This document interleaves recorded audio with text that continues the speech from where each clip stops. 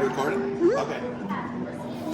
We're with Steve Nally, the Master Distiller of Bardstown Bourbon Company, and then also one of the most premier Master Distiller. Your journey has just been amazing. You've been in a lot of different places, right?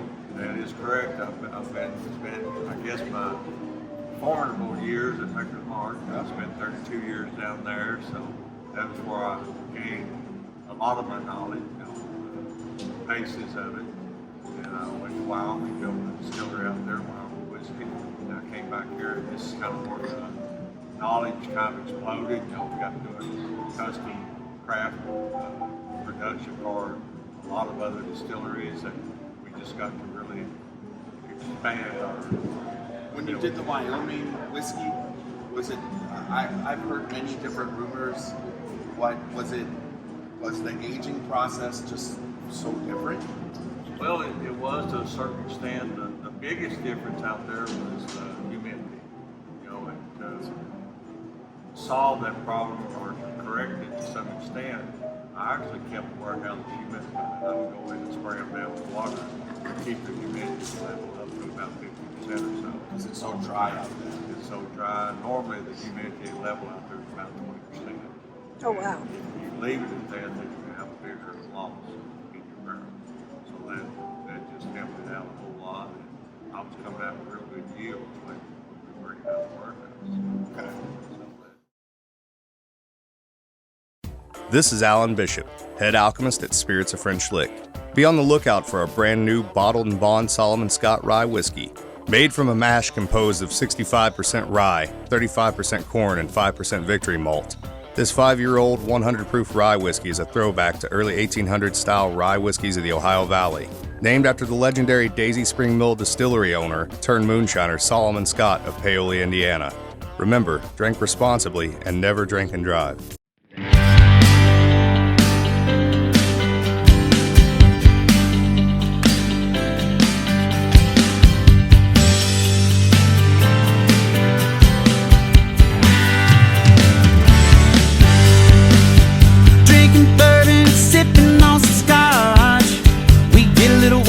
It's sure fun to watch. We love what we do, we're drinking every brew. Man, we talk some shit, but we're telling the truth. Yeah, we're the Scotchy Bourbon Boys, raisins in hell and making some noise. Yeah, we're the Scotchy Bourbon Boys. We're here to have fun and we hope you enjoy. We're here to have fun.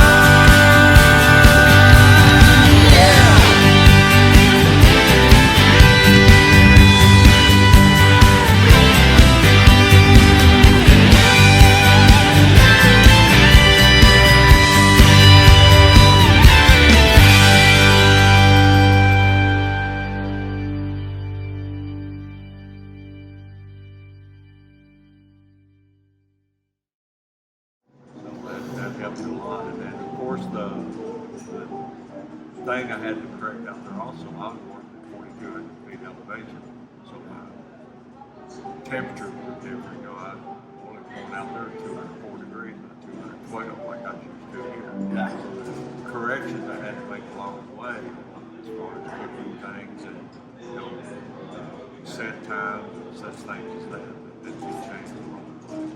Okay. So now that this part we've podcasted before with Greg Schneider and Nick Smith, and where you're at now, 2 years later, and all the because you guys are so transparent, it's the stuff that you've been distilling is starting to get more and more into the product, correct? Right. Yeah, we're still doing all of our collaborations with products that we purchased from somebody else. We don't have anything that else yet. Not yet. We did release this year our origin product, which are full 6 years old.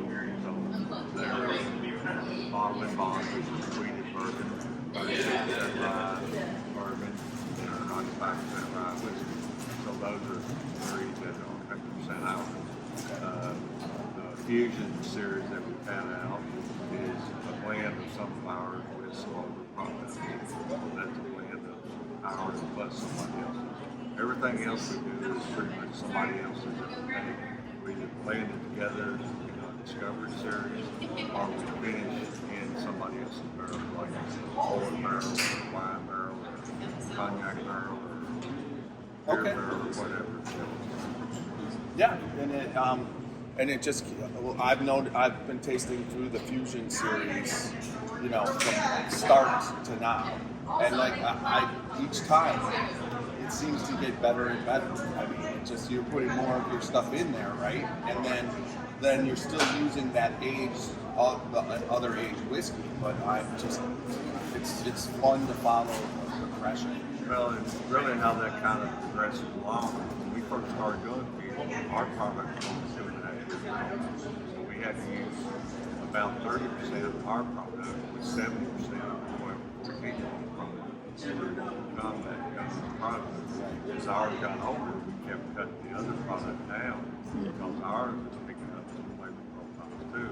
Now our product becomes Fusion about 4.5 years old, so it's pretty decent on its own, so we don't have to use near as much. So our product is about 70% now, 30%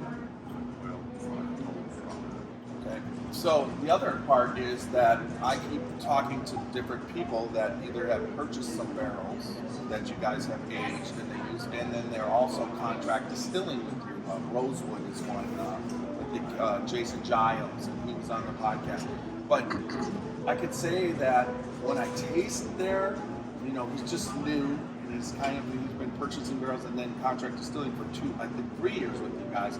But it's got a flavor that is just, you don't feel like it's a new brand. A lot of times, there's so many people that use the people over in Indiana, and there's a lot of people that do it, but you guys have been doing that now, and it's the difference between that brand and what you guys are doing is so much richer, and I just love that taste profile that's into most people's stuff. Well, there's a couple of reasons for that. I mean, you know, the people in Indiana, they will produce something to just sell you what they produce. When we produce cars, there is somebody like that. They will come in and we'll set up a recipe solely for them.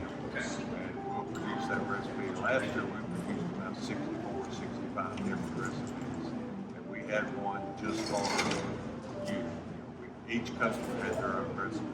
So we did not duplicate anybody's recipe for anybody else. So when you got into this, you know, because this is, I mean, you guys it's a fairly new, I mean, compared to the whiskey industry, and there was a lot of people that didn't think that was a great idea, which obviously it's been even more so. I mean, you guys just keep expanding and expanding your, and you got your bottling, you know, right there outside that whole thing, and it, you know, you go to some distilleries and you see this bottling line, and now you look at the bottling line there, it's amazing to see the size, and you guys just keep getting bigger and bigger, and then your purchase of, you know, Green River, it's I mean, did you ever think that this much would be happening when you first got into it? I didn't really think this would happen, and I really, really didn't think it would happen this fast. I mean, when we built the facility, we built it with the thought in mind that it would take 15 to 20 years to grow into it. The original facility. Well, now we've added on 50% more capacity, which will come online late 24 or late 23 or 24. And it's all due to the custom production that we do and the transparency that we have of doing it. You know yourself that years past there's been a very elusive fact of how, why, what, everything goes into production, distribution, and all. You know, there's been stories told of what my grandfather did in the industry way back, how this product was just like my grandfather's was. I used the same, exact same. You know, fact or fiction, you know, all these stories have always been told. And we are telling things, we're putting it on the side of the bottle, we're putting it on here, and we're very, very factual and transparent about what we're doing. And a lot of blasts into the distillery, a lot of, you know, upfront, transparent knowledge about what's going on. Yeah, and it's plus, you know, yourself it's, you know, a lot of times people talk about the modernization, and this is a very modern distillery, but they talk about that leads to not being, you know, it can just be this generic brand that pumps out, but when you put it in the hands of someone like you who understands, and you give someone who's been doing it the old way and understands how hard that actually was compared to how you do it now, the control that this gave you, it allows you to just completely perfect the art almost, right, as far as distilling goes. We're trying to get to that point where, you know, it still goes back to taste, you know, or smell and everything about it. It still goes back to that.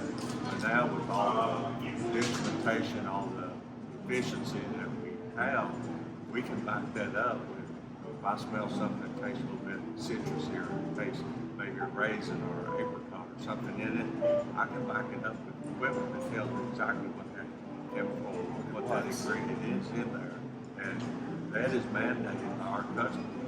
I tell a customer that there's a chemical or smell or aroma or something in there, they'll say, well, what is that? Well, I go back to the equipment and say, this is the agent or the ingredient or the product that's in there that makes it smell like that. And I can back it up with instrumentation. It's not just my nose or my taste, but tell me that here's exactly what the ingredient is and it does. Because you go into the lab, we've been in there with Greg Schneider, and you taste through, and you just see all the equipment analyzing it at that level, the running in there. I mean, it's just something, I just think you guys are, it's from where I started, and it wasn't, I've always drank whiskey, but I started seriously in 2019. And when I came down here for Kentucky Bourbon Festival and the rick houses, it was just basically the distillery was there, and there was a rick house. But now it's just amazing. It's rick house and distillery. Yes. Right, and now you guys are expanding and building another distillery, correct? Right there on site. Well, the construction you see behind the main distillery, what we're actually doing is we added 16 more permits to the front distillery. And then the back one, we're putting another steel on that section, so we can actually run two separate operations at the same time. So there will be two separate distilleries in fact. Excellent. Well, congratulations, Well, because thank you. that's really quite The astonishing. really unique thing about it, with the purchase of Green River, they're operating basically the same as we are. So we can take part of our production there, part of it, Bardstown Bourbon, and really kick out a lot of it. We'll be running approximately 300,000 barrels between the two of us. And you still have a demand to even do more with the customers. I know that. I mean, we talked to Greg. He's like, to up his production. They were like, well, not right now. Yeah, you know, we're going to be, well, we're already booked out to 26, and we're supposed to be out there to 27. It's Wow. amazing. I mean, yes. We signed a contract, we signed a 3 to 5 year contract with everybody we do, so now we're getting into the following contract, we're looking at expanding on that too, so. That's right. Haven't seen that. You know, it's just, the demand is out there to increase on everywhere. Oh, yeah, and congratulations. I mean, you guys have done such a great job, and it's been good to see it go, see it just keep getting better and better. Well, we're always going to stay top notch no matter what we do, how big we do. We're going to keep top quality product no matter how or when or how big or whatever we do. We don't want to let that fall by the wayside. Well, thank you, Steve. Thank you very much. Yep. Good talking to you guys. Good talking to you. It's always good to talk to you.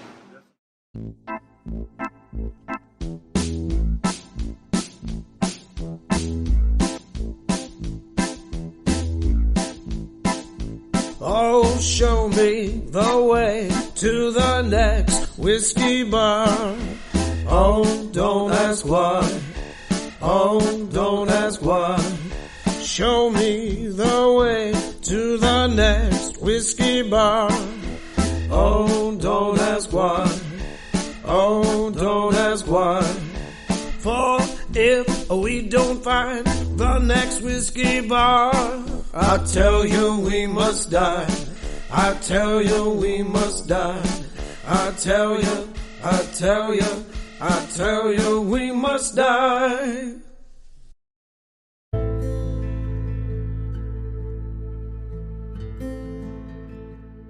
Hey, Scotchy Bourbon Boys fans, this is Alan Bishop, Indiana's alchemist of the Black Forest. So I'm tuning in here today to tell you all about the One Piece at a Time Distilling Institute channel on YouTube. If you're at all interested in the art of distilling, whether it be home distilling or professional distilling, and the intense geekery that goes into that process, then check out the One Piece at a Time Distilling Institute on YouTube. I promise you're going to learn something you didn't know before about the arts.